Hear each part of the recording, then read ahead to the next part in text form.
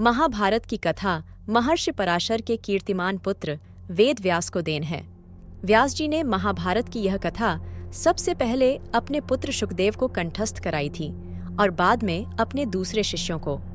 मानव जाति में महाभारत की कथा का प्रसार महर्षि वैशंपायन के द्वारा हुआ। वैशंपायन व्यास जी के प्रमुख शिष्य थे। ऐसा माना जाता है कि महाराजा परीक्षित के पुत्र जनमेजय ने एक बड़ा यज्ञ किया। इस महायज्ञ में सुप्रसिद्ध पौराणिक सूत जी भी मौजूद थे। सूत जी ने समस्त ऋषियों की एक सभा बुलाई। महर्षि शौनक इस सभा के अध्यक्ष हुए। सूत जी ने ऋषियों की सभा में महाभारत की कथा प्रारंभ की कि महाराजा शांतनु के बाद उनके पुत्र चित्रांगद हस्तिनापुर की गद्दी पर बैठे। उनकी अकाल मृत्यु हो जाने पर उनके भाई विचित्रवीर्य राजा हुए। उनके दो पुत्र हुए धृतराष्ट्र और पांडु। बड़े बेटे धृतराष्ट्र जन्म से ही अंधे थे, इसलिए उस समय की नीति के अनुसार पांडु को गद्दी पर बैठाया गया। पांडु ने कई वर्षों तक राज्य किया। उनकी दो रानियां थीं, कुंती और माद्री।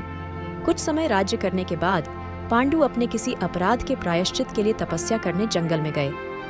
उनकी दोनों रानियां भी उनके साथ ही गई। वनवास के समय कुंती और माद्री ने 5 पांडवों को जन्म दिया। कुछ समय बाद पांडु की मृत्यु हो गई।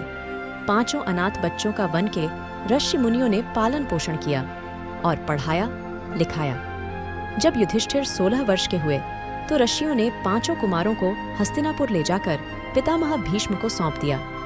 5 पांडव बुद्धि से तेज और शरीर से बली थे। उनकी प्रखर बुद्धि और मधुर स्वभाव ने सबको मोह लिया था।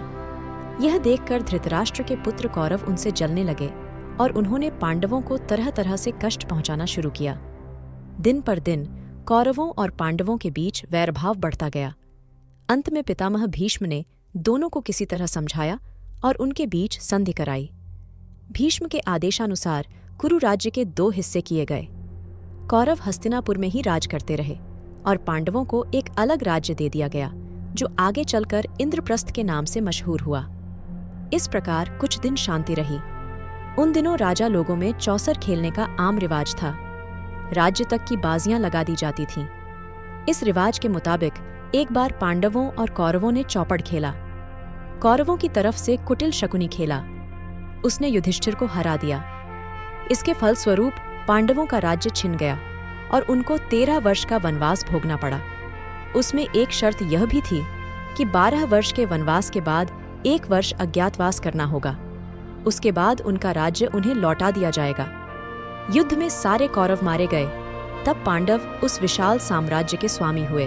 द्रौपदी के साथ 5 पांडव 12 वर्ष वनवास और 1 वर्ष अज्ञातवास में बिताकर वापस लौटे, पर लालची दुर्योधन ने लिया हुआ राज्य वापस करने से इनकार कर दिया। अतः पांडवों को अपने राज्य के लिए लड़ना पड़ा। इसके बाद 36 वर्ष तक पांडवों ने राज्य किया और फिर अपने पोते परीक्षित को राज्य देकर द्रौपदी के साथ तपस्या करने हिमालय चले गए। संक्षेप में यही महाभारत की कथा है।